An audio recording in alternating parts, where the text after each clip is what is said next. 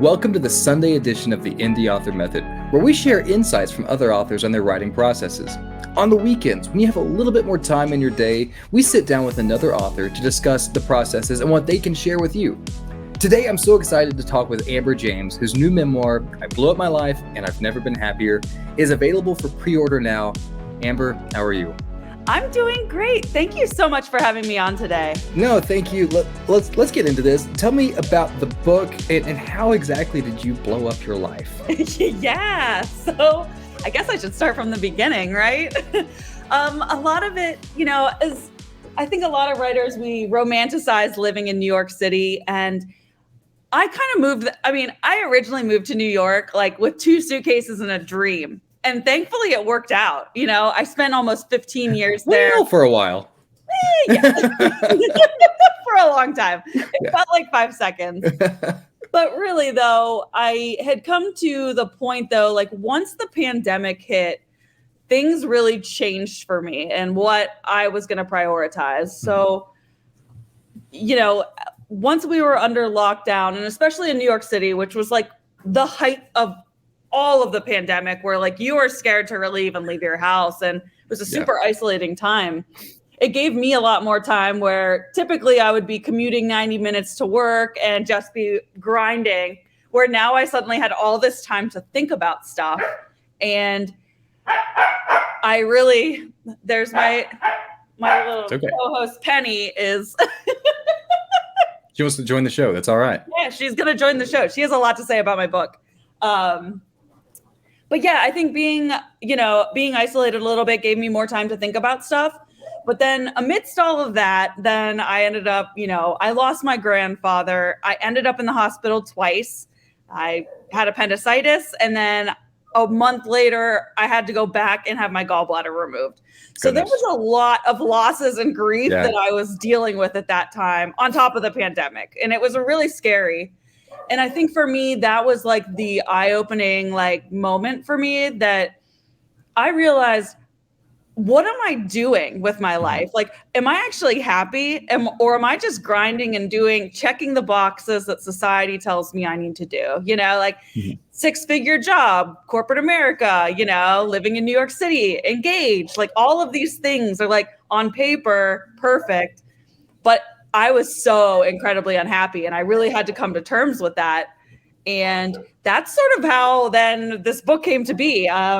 I decided to walk away from all of it. In 2022, I left my job without another one. I called off my engagement, left my fiance, left our apartment, and then I left New York City. And it's like I temporarily moved back in with my parents for a minute because I was like, I don't know where I'm going, but I knew it was like the right thing for me to do. It was scary as all get out. But I knew deep down that I needed to essentially eliminate all of the things that were holding me back and really start living my truth. And to me, it was, I wanted to be closer to my family. I wanted a completely remote job. I wanted to have space and to really be able to, like I said, finally have the time to write a book, which is something I had been thinking about for so long, but you just don't do that when you're grinding in New York. So yeah, for me, I think at the end of this, really the whole book and the reason I'm writing it is I'm hoping that I can help at least one person who might be struggling right now, whether it's they're in a job or a toxic relationship or just not happy or not living, they're just kind of just doing the status quo thing, but they know they need to take a leap and really go after something. I'm hoping my story encourages them to go after what they need and to really live their truth. Yeah. I feel like just listening to you, I mean, we could go on an entire tangent of like facing your own mortality. There's a Stoic philosophy of memento mori, which means remember you will die, remember death. Yes. How Marcus Aurelius, Stoic philosopher, Roman emperor, would even say in his meditations, in his diary, like, when you put your children to bed, say to yourself, they will not make it through the night, which to a lot of people would be just paralyzing. But to him and hopefully others, it's meant to say, like, cherish these moments as long as you have them. So, Mhm. um, writing from that space of, I take it, facing your own mortality. Mhm. Um, Tell us about your writing process in this memoir. Sitting down, like you said, you finally had the time to sit down Mhm. and write this book because of all these things going on around you. Yeah. Um, what what made you, or what was that impetus to finally sit down and say, this story is one worth sharing and something that other people need to hear?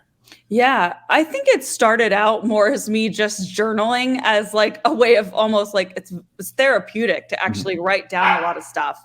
And I had been writing throughout that entire course because I was like, this is just so crazy. And I want Yep. to remember what place I was in, what I was Yeah. thinking. And to that end, I realized I could look back at all of that. And I almost had the book outlined and written in a way because I had been journaling to help myself and to heal. And for me, it just felt so good to put it all out there Mhm. because I know I had shared it, with a few friends or a few people, and they all kind of said the same thing. They're like, man, you are so brave and you have, Yeah. you know, uh, Yeah. so much strength to be able to do that. And you need to share that story with other people. So that's kind of how it was weird. It sort of just flowed out of me. Mhm. And I feel like sometimes when you're writing, you get like writer's blocks and other things where this one just felt like so natural and so important Yeah. that I was like, there must be a reason that I'm supposed to be putting this out into the world. I think a lot of times writer's block can be attributed more to a truth block, Yes. right? Scared to face the reality of what you're trying to convey. Mm-hmm. And so to be able to push through that, is incredible. Mm-hmm. A question I usually ask, fiction writers. We're talking about your memoir here, but Yeah. uh, I mean, I think all writers are prolific readers, and you should be. So, Yeah. who are some of your biggest literary influences, and how did those influences Man. shape you as a writer? Yeah. I mean, I think there's so many. I mean, I was like that kid that used to go to the library. Like I would tell my mom, like, I want to go to the library and get Yeah, books. And I would come and I would have like a stack like this big. Like, yeah, yeah, it would be like, Amber, this is taller than you. Um, so I hate just picking one, but I know like for me, at least more recently, and maybe this is because I'm in the memoir space and like more nonfiction, I feel like I've been turning a lot more to like the Adam Grant Mhm. and Daniel Pink because Yeah, I think there's something about their writing that is so they have this like it's a reading something that's super scientific and super like literary. You know what I mean? It's way yeah, out there. It's these big concepts, but they're able to bring it in such a way and tell these incredible stories, yeah. really help illustrate the points they're trying to get across. And I think there's something to that writing that definitely helped me while I was writing this book Mhm. specifically. Um, but yeah, I mean, if I have to think about anyone, when I was growing up, I loved my R.L. Stein books. Like there was something Oh about it yeah, just everybody. so incredible. And I feel like that's kind of where I really started like reading his stuff. Like, Mhm. but yeah, but I think, yeah, more recently I've been really engrossed in like Adam Grant's stuff and his recent one, Rethinking, Yeah. which is really, yeah, No, big Adam Grant fan, big Daniel Pink fan. So yeah, yeah, completely get it. yep. What are some of the challenges that you face? When you actually sat down and said, like, these journal writings, this is going to be Mhm. my book. What kind of apprehension did you have there? Oh, I mean, I feel like there's been 100 times I've been like, I'm not actually going to publish this because when you're writing a memoir, you're writing about real people and Mhm. people that are still alive and that are going to read this. And Yeah. there's a little bit of, uh, you know, apprehension sometimes when you're going to do that because you want to make sure that what I've come to realize is that you can't always paint people in the perfect picture that they would want to be. And also, my truth and someone else's truth might be completely different stories.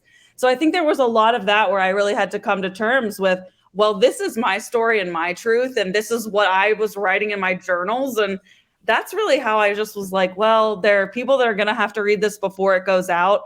Yeah. And, my parents, my grandma, because I have a whole section about my losing my grandfather. So it's like that was a huge part of my story. So I'm like, I want her to read it, Yeah. give her blessing. But then, then there's the other people who are not going to be cast in as great of a light, like, the exes that contributed to some of the toxicity and things that were going on.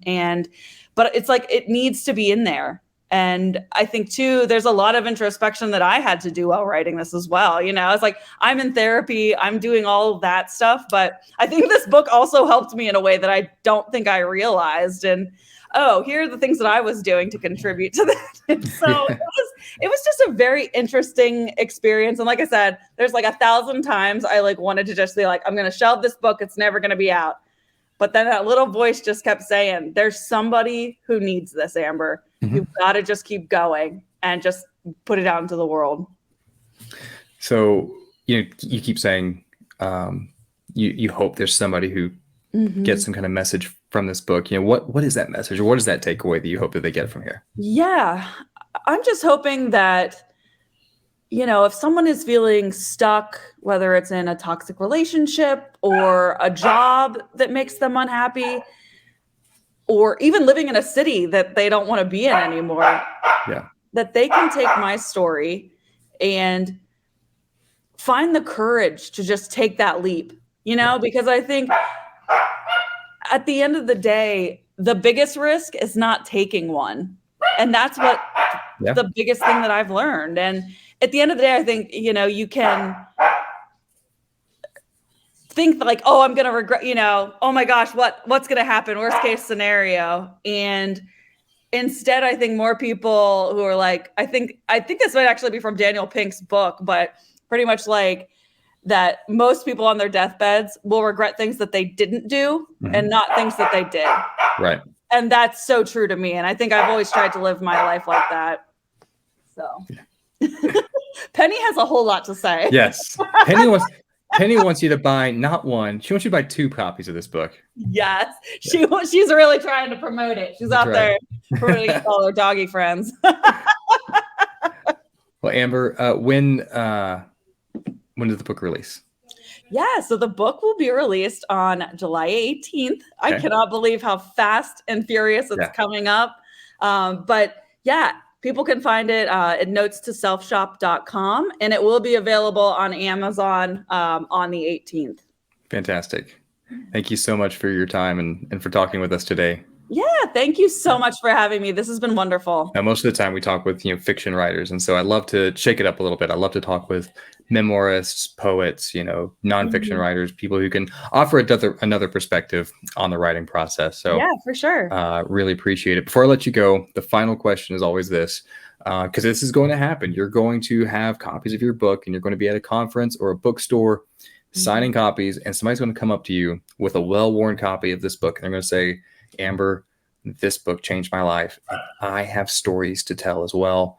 What is the biggest piece of advice? How do I get started? So what would you tell that aspiring author? What's that biggest piece of advice that Amber James has for them?